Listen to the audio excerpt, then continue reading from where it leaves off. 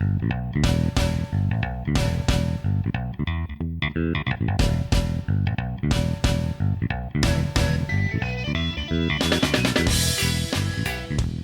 and welcome to Expected Value, the podcast that goes inside the sports analytics world. I'm Paul Carr from True Media. This is episode 71, so if you're looking for standout players who wore that number, you're probably finding NFL offensive linemen. Your Trent Williams, Jason Peters, Walter Jones, Alex Karras, if you want to go back into the 60s. Offensive linemen typically do the quiet, unseen work on a team, much like today's guest, Allison Loucks, Director of Business Development and Innovation at ESPN. Allison was indirectly responsible for my 10 years at ESPN because when she left ESPN's research department in 2008, I was hired to backfill her spot. So I literally took her desk in the research room. So thank you, Allison, for that. And I'm sure we'll touch on that a little bit. Allison is now closing in on 2 decades at ESPN. She's risen from a researcher job to her current role as Director of Business Development and Innovation, which means one of her main responsibilities is overseeing ESPN's analytics team.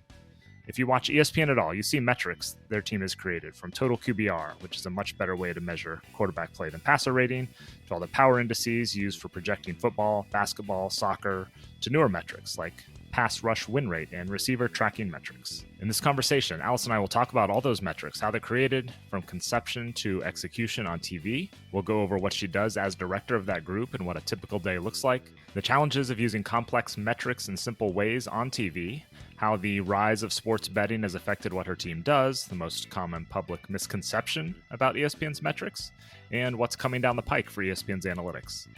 We'll also talk through her ESPN career, the different steps that she took, what she looks for when hiring someone in the analytics group, how her journalism background helps in her current role, and she's got a great ESPN story about meeting one of her sports heroes. Then, producer Blake Arney will join me to react and wrap things up. Without further ado, here's the Expected Value conversation with ESPN's Allison Loucks.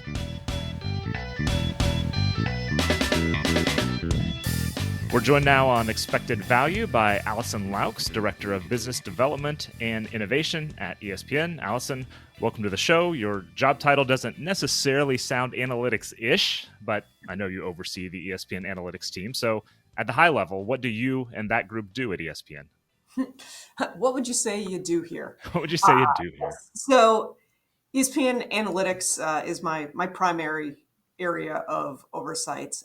We have a team, there's just 10 of us total, but we provide all of the predictive and performance metrics, on-field metrics for a number of sports that are used across all of ESPN's platforms, starting to drive just more smart storytelling.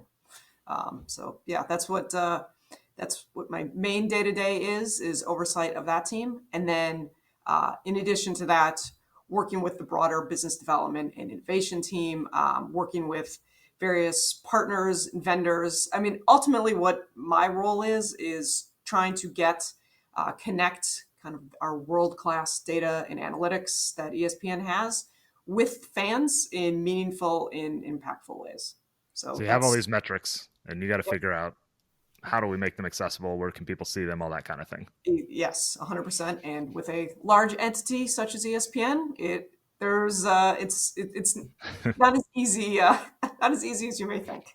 So I know there are kind of no typical days often at ESPN, but what does as typical a day as possible kind of look like for you? Well, it's a lot of, I'm essentially like a go-between. So I am not an analytics person by trade. Like I don't code, I don't model, I don't have a background in that. Right. So I am very much a go-between between our team and kind of the rest of the company in figuring out how we turn, what metrics we decide to build, how we decide to manage them, and then how do we turn them into storytelling, compelling tools and devices for the rest of the company to use. So my day is a lot of meetings with folks on the team, just getting up to speed on where we're at with certain projects and coming up with roadmaps and so forth. And then meeting with folks just across the enterprise, trying to think of examples. I just got off a call with our PR team, and loving to keep them abreast of the work that our team has coming out that they could help us potentially publicize, and so forth. And then we talked about Sloan as well, the Sloan Sports Analytics Conference, which is in early March. But I'm coordinating ESPN's role at that conference in helping secure talent and ESPN personnel to be on panels there. So we'll get into the TV side a little bit more, but first, what other opportunities are there, like for your group, for the analytics team, kind of beyond what we see that's front facing, what the public sees from a TV or digital standpoint? What's there behind the scenes that you guys can impact to the company? Well, it's most of what we do is forward facing, and we've put an emphasis, especially in the last year or so, to have everything branded with ESPN Analytics, so it's clear that it is coming from our team, because there is a lot of noise and Yeah. so forth out there. We do a few things internally, some like very little on side in the business analytics. We've done some like ratings, projections, so forth, to help our programming and marketing teams with game selection. Most of what we have is forward facing, appearing either on ESPN linear, digital, social, and then we also have kind of our own little boutique website that we've pumped some of our cool stuff out to, that ESPNanalytics.com. If fans Good plug. check in, yes, little plug, if fans want to check in and see what's going on there. So those metrics, that's obviously what your group's known for. Can you take us through the typical life cycle of a metric, meaning from idea or conception, or someone comes to you with a premise, to the final product? Kind of what, I know it can be months or years of a process, but kind of what that roughly looks like. Absolutely. And I'll use our receiver tracking metrics as a good example. We actually did a whole panel last year at Sloan about this, myself and Brian Burke and Seth Walder. But Brian Burke, who folks may know, is kind of like the godfather of football analytics. He is, he's one of my data scientists, and he's brilliant. Mm-hmm. And 2017, we started to get access to the NFL Next Gen Stats, and Brian, this was like a kid in a candy shop with access to all this data and all these different ideas and so forth. And the first one he did out of the gate was the pass block, pass rush win rate, and that was really worked out well in terms of adoption. It was really easy to understand and so forth, and kind of going position by position and figuring out how we could use next gen stats to tell a story about the player performance. So about this had to be 2-ish years ago, but Brian's like, all right, like I'm ready. I want to do a receiver metric. It's like, Mm-hmm. all right. So he can obviously speak more about this than I can, but there's a lot of iteration, the get-go. He goes in, he's watching film, he's watching the data. He consults with folks like former players, experts in the business. I know Dominique Foxworth has been a resource for Brian over the years to really help dig in on like the football strategy side of things, because Brian doesn't necessarily have that perspective, which he's picked up over the years, but certainly helped him to get that. But kind of once he builds out the model and gets through that part, then that's where like Seth Walder and myself and others on the team come in and figure out like, okay, like how do we want to use this in a storytelling? Like, how can we make this something that's translatable, understandable for fans, that can be talked about on NFL Live, it can be displayed on digital, and so forth. So for the receiver tracking metrics, it has 3 elements to it. Basically boils down to your ability to get open, your ability to make the catch, and your ability to gain yards after the catch. And then those 3 are rolled up, and then there's one just like overall receiver tracking metric number. We did everything on a 0 to 100 scale. Again, similar to our Total QBR, just to make it a lot easier for folks to digest. And then, like, once kind of we're ready to, when it's ready for big time, we'll push it out. We'll get it to just different folks. Usually do like a call like a soft launch with some of the experts in our stats and information group and some of our other NFL experts, just to have them digest it and give us feedback, give us their thoughts, and then once and plus and that helps get buy-in too, because then they feel like they're a little more invested in it, they know it's coming, and then once that happens, we kind of do a big blast of, all right, this is out. This particular metric, we had partnered with 538 Sports to do a forward-facing page that fans could come and look and see where all their favorite receivers stacked up. So we had that presence. Unfortunately, that page went away when 538 Sports went away, Right. but we recreated it, and it's now available on ESPNanalytics.com if anybody wants to check out this past season's results. But that's kind of like the cycle of it. And then we'll just, oftentimes we'll do like education tours and, help folks kind of utilize it for the first time. And then really you just it goes through the cycle and it just becomes part of the kind of the storytelling rhetoric, just like some of the other metrics have. Right. We don't need to push it anymore. It's just, it's there, and people ask for it and go get it. Part of the toolbox. Yeah. What kind of obstacles do you run into, or maybe what's the pushback that you get along the way that you kind of have to work through, whether it's from people, whether it's more on the data side? What are the challenges, the biggest challenges in that process? The biggest challenges are certainly just on the time and the resources side. We don't have a massive team. So we will, when we do these projects, it's Brian doing a lot of stuff on his own. So really being able to, have the time to walk through like the metrics and the methodology and so forth, and then the results as well.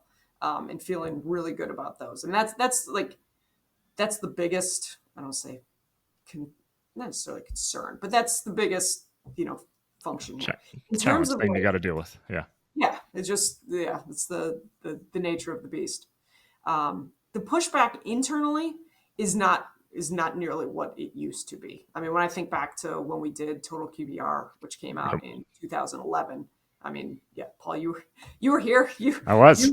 It was like there was a lot of like animosity and like vitriol, like this whole idea of analytics.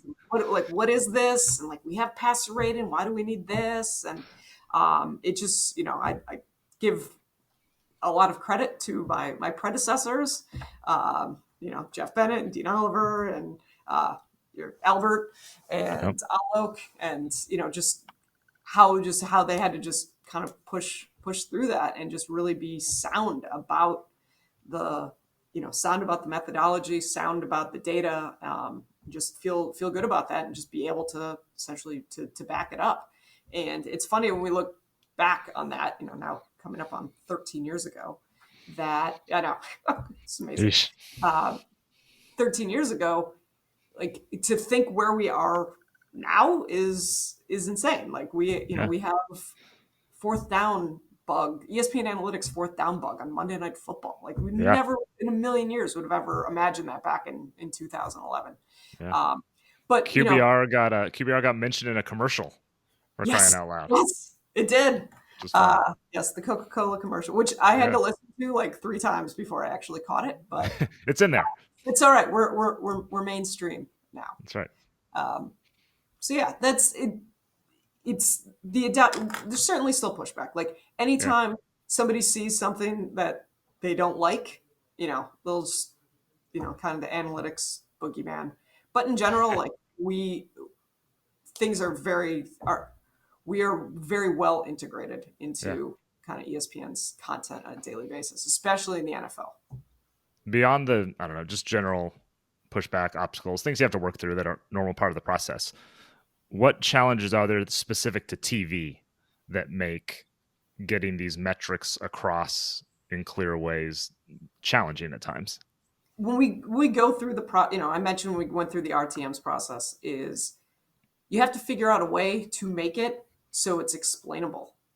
And that is with TV, certainly we have the shortest time span. Like really want to hammer home the point without making it too complicated. So things that, are generally easier for folks to digest, keeping things on a 0 to 100 scale, percentages help.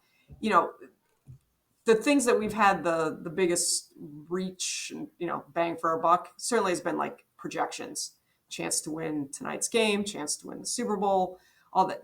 Those are just very Right. simple percentages. So that keeping it simple from that perspective is big. Like we have had success certainly with some of like the NFL Next Gen stats, some more of the complicated behind the scenes metrics. But just as long as the display is easy and clean to understand, um, essentially like we have to do things that don't require a lot of explanation by the talent because you don't necessarily, you can't necessarily count on a sports center anchor who's not fully informed on what goes into all of these metrics to Right. have to explain what they're talking about. So, Right. Then you mentioned, the score bug, or not the score bug, but the go for it bug on Monday night. That's up there for what? 5 seconds? Like it's got to be. It doesn't get in the weeds of the percentage and everything. It's like, should you go no, or not? Because that's really it, what you're trying to get to.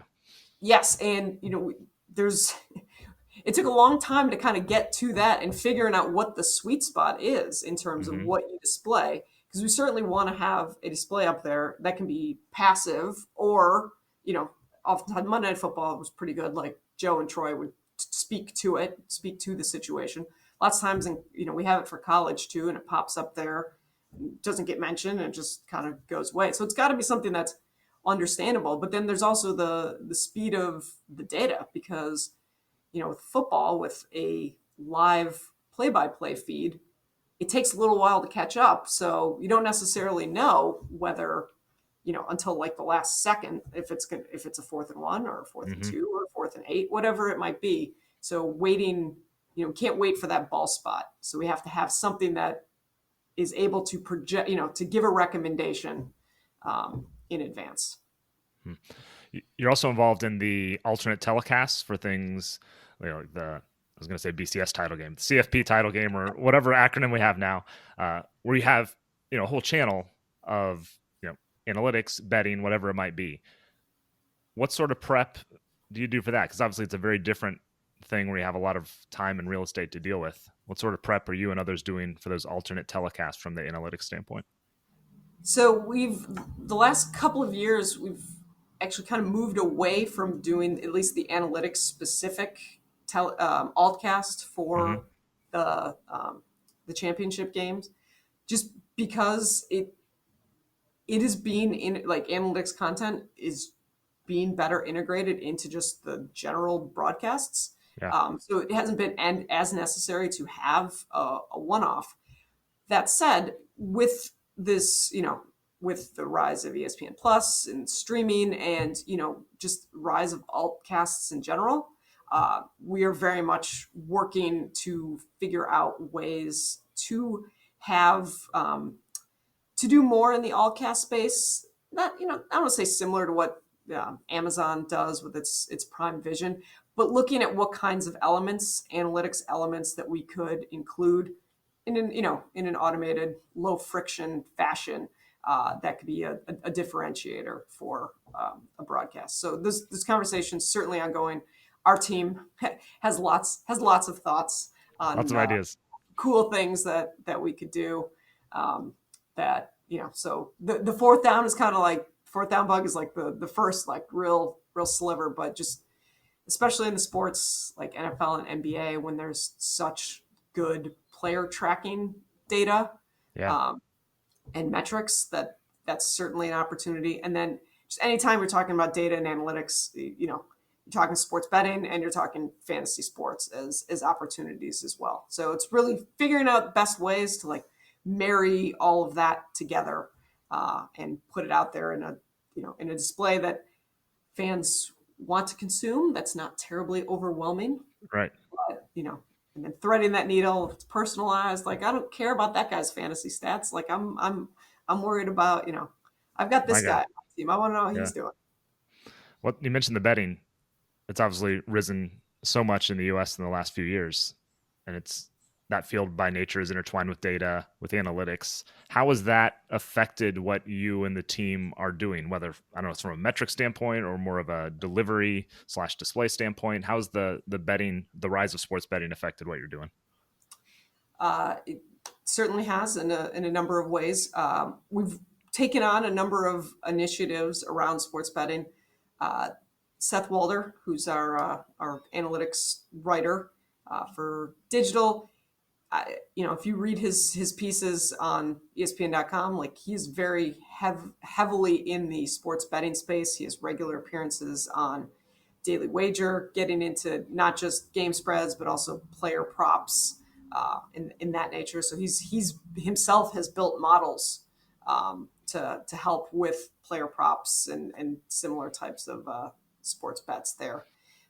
In terms of the rest of the team, we have a number of things. We started NBA. We have a cover probability model, so not just Mm-hmm. chance to win the game, but now it's your chance to cover the spread and whatever that spread might be, and also the chance to go over or under the total. And it's a live updating thing. We have it on right now. It just runs kind of internally, but we are working with the folks in our digital product team to hopefully make that a feature of Yeah. a future Gamecast. And then as if that is successful, then picking up and doing it with the other sports as well. You may have just answered this question, but anything else coming down the pike for ESPN Analytics that you can tease or tell people to look out for? Absolutely. So we are just out with our women's college basketball power index.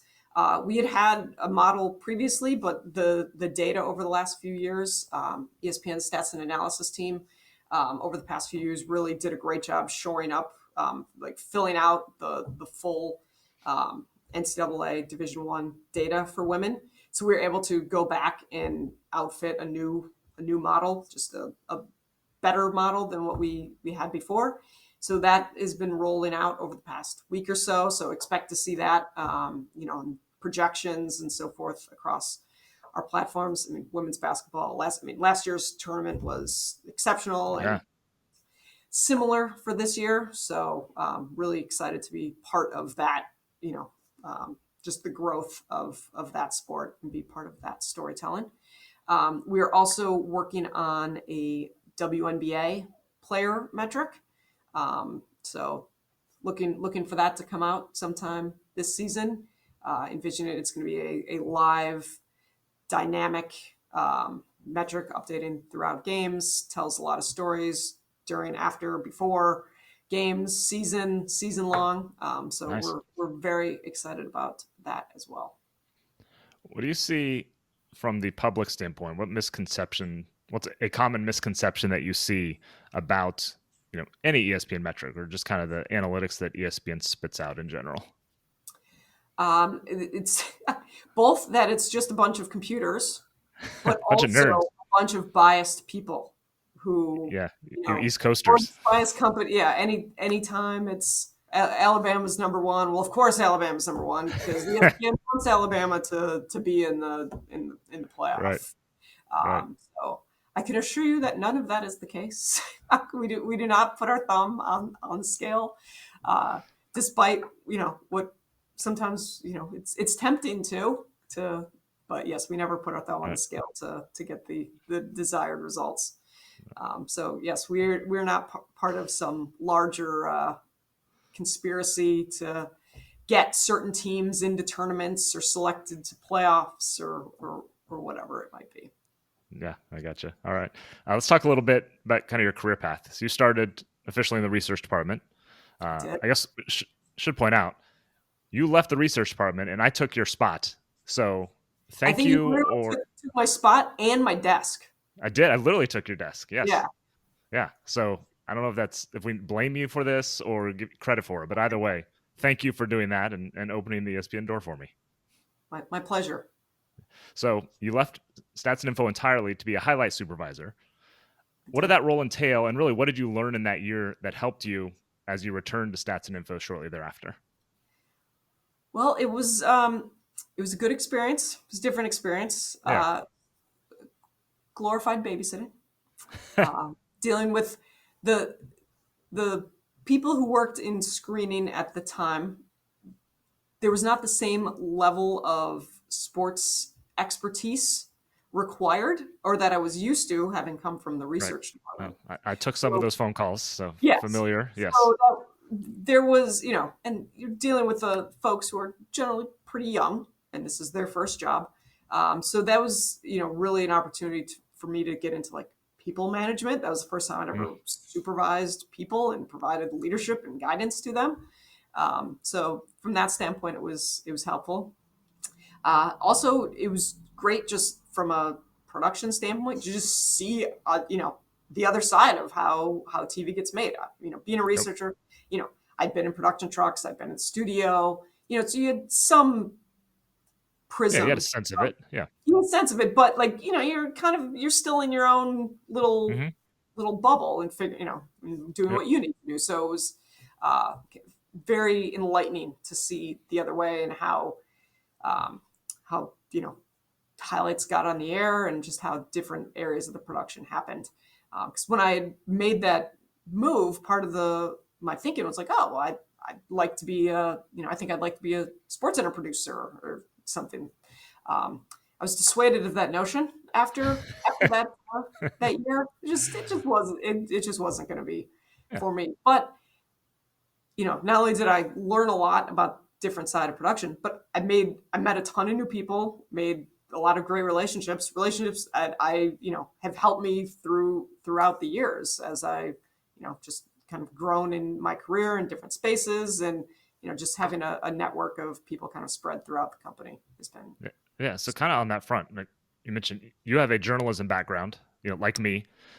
So not whatever what is now a traditional analytics type of background, because those things didn't exist really back when we were in school. How does that help you? The communications, the journalism, how does that help you now that you're in more of an analytical type of role? Uh, I mean, what we do like in analytics and just ESPN in general, like we're storytellers, and just happens to be like a storyteller with data, with analytics. Hmm. So it is just having kind of the journalism background, kind of the editorial chops, to really help identify like what are the good stories, how are we telling the good stories, and then being able to communicate them effectively. Like communications. Like I certainly went to school to do like PR and news writing and reporting. I do a lot of writing, a lot of emails, Yep. presentations. I do a lot of like PowerPoints, and explaining our metrics and things to our internal teams, and pitching stuff to our sales teams to take out to market. So being able to craft that narrative for whoever your audience is like extremely important, and probably the biggest skill required for what I do on a daily basis. Yeah. Now that you're in a leadership role in the analytics group, what do you look for when hiring somebody? I mean, there's kind of the technical side, there's the whatever communication, soft skills, whatever you want to call it side. What are you looking for if you're hiring someone into this group on both those fronts?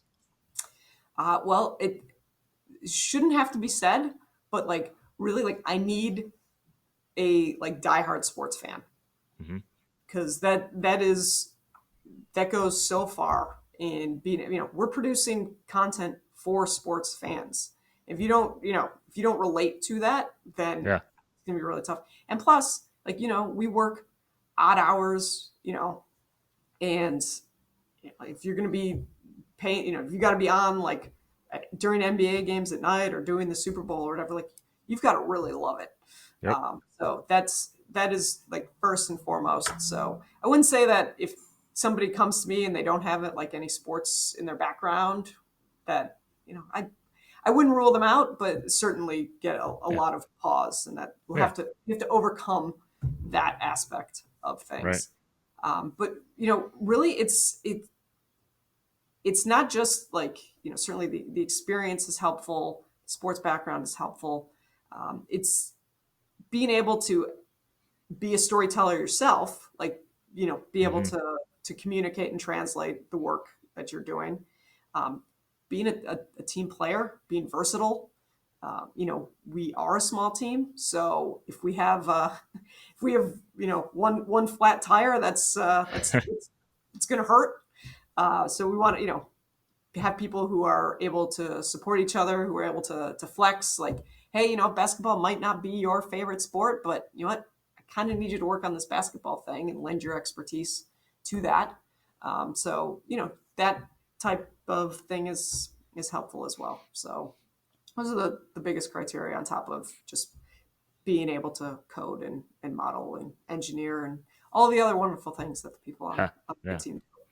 All right, let's wrap things up with our playing favorite segment where we go through a number of your favorites, get to know you a little. What is your favorite number and why?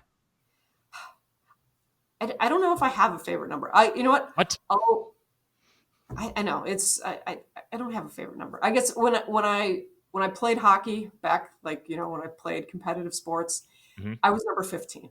So we can go with 15, which was my dad's number when he played hockey. There you go. It's a nice reason. Favorite athlete for you as a kid? All right. So I had two, and maybe, my number probably should have been 4. Two, my first, I call him sports loves, Paul Molitor, played for the Brewers, Hall of Famer, just, loved him. And baseball was my first true love in sports. And then Brett Favre was my, obviously we had Favre, we had Rodgers in Green Bay. I would always say that Brett Favre is my quarterback.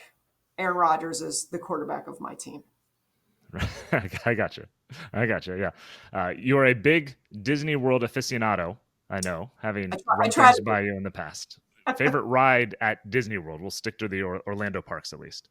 It's funny. My son asks me this all the time. My 6-year-old asks me, "What's your favorite ride?" I'm like, it's the same answer that I told you 2 days ago.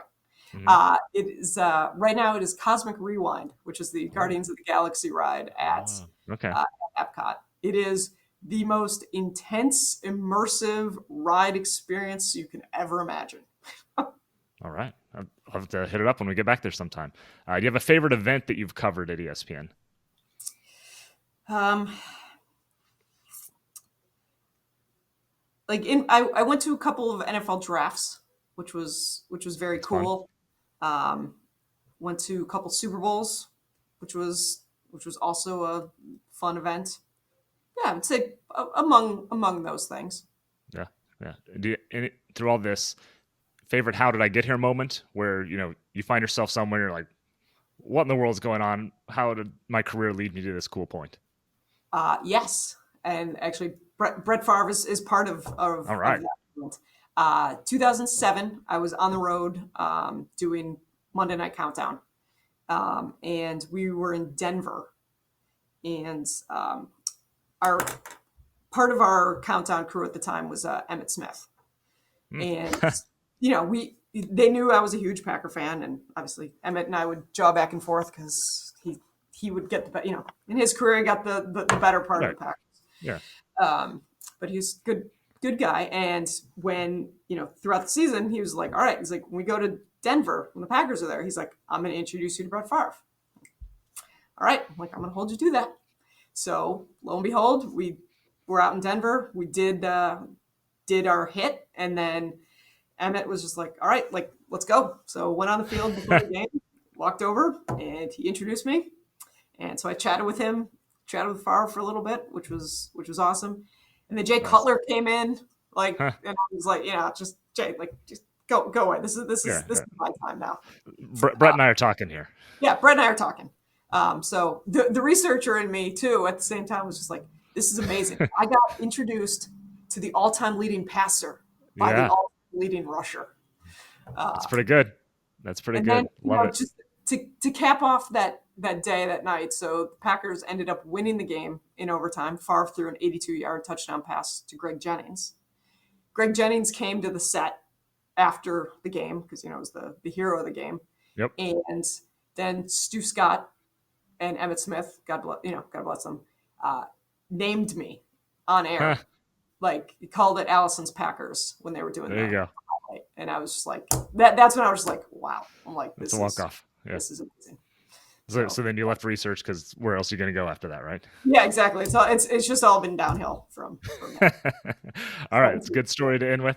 Allison Loucks, Director of Business Development and Innovation at ESPN. Thanks for joining us here on Expected Value. thank you very much, Paul. It's been a pleasure. Back in the True Media studios, I'm Paul Carr. Thanks again to Allison Loucks for joining us on the show. You can check out her team's work at espn.com/analytics. I'm joined now by producer Blake Arney. Blake, what did you take away from the conversation with Allison? Yeah, it was a great conversation.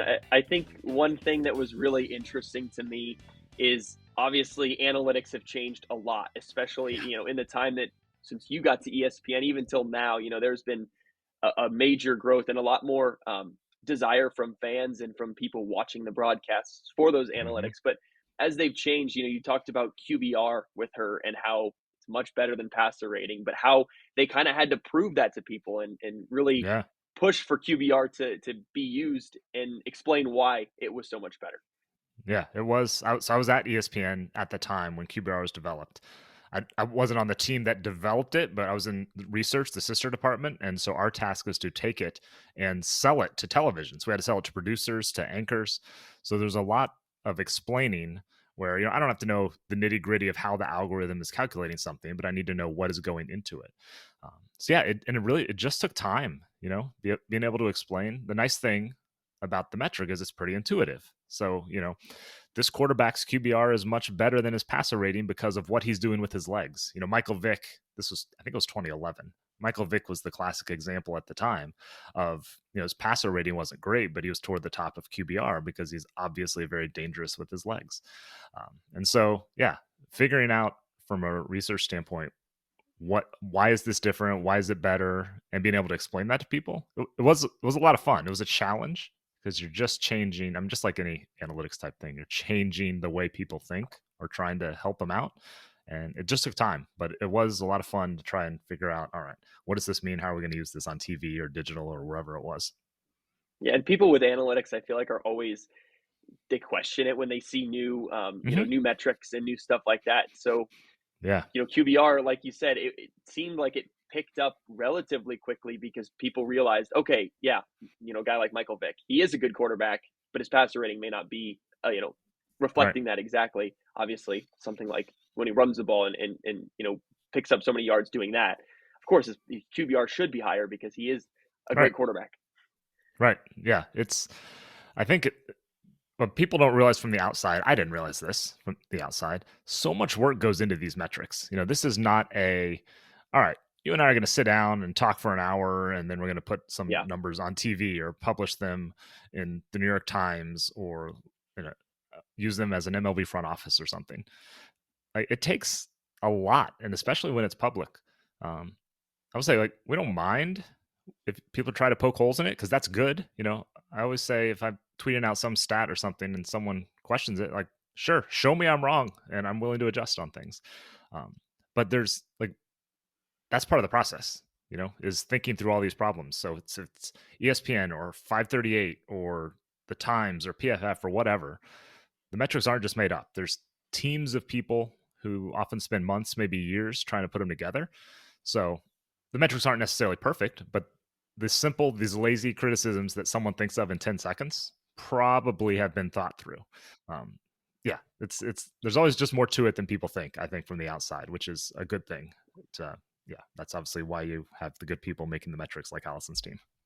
Yeah, I was just having that conversation with someone about expected goals in soccer, how it's very similar where there's so much and so many, nuanced things that go into it. Like, was it where are the defenders in this situation? And obviously, like how the whole point is to be how likely is this player to score, but you have to take into account, is he right-footed? Is he left-footed? Is it on his head? Is it, all those little things about the situation? Where's the goalkeeper in the situation? Yep. And you only have so many experiences to draw from. And so it's just a very intricate thing that, like you said, you have to really, obviously people are going to always try and poke holes in it and people are going to think of little things here and there to say that are incorrect. But it's like these people have sat down to try and get it right, and every year after year after year it's getting better because we have more information to draw from. It's actually a very similar situation to this. Yeah, there's always going to be variables that don't go into an expected goals formula just because there's so many just very distinct specific situations. And I think another thing to stress is a metric doesn't have to be perfect. Expected goals is not a perfect metric by any stretch. I don't think anybody would tell you that. But it's much better than shots. It's much better than shots on goal or goals. It's an improvement. It's kind of up the ladder, making things a little bit better. So that's something to keep in mind. Some metrics obviously need to be closer to perfect or accurate or whatever you want to say than others. But just having something is often better than what you had before, and that's an important thing to keep in mind too. So, all right, thanks, Blake. Thanks one final time to Allison Loucks for joining us on the show. We have several other episodes with ESPN stats and info people in the archives, including Jeff Bennett, who founded the analytics team back in 2011. Brian Burke, whom Allison mentioned, is largely responsible for many of ESPN's NFL football metrics. Lauren Poe, a developer on Allison's team. You can find all those in the archives. While you're there, please subscribe, rate, review the show. Leave some kind words if you're so inclined. We always appreciate that and any other sharing you can do. We'll be back in a couple weeks with another episode. Until then, on behalf of producer Blake Arney and all of us at True Media, I'm Paul Carr. Thank you for listening to Expected Value, the podcast that goes inside the sports analytics world.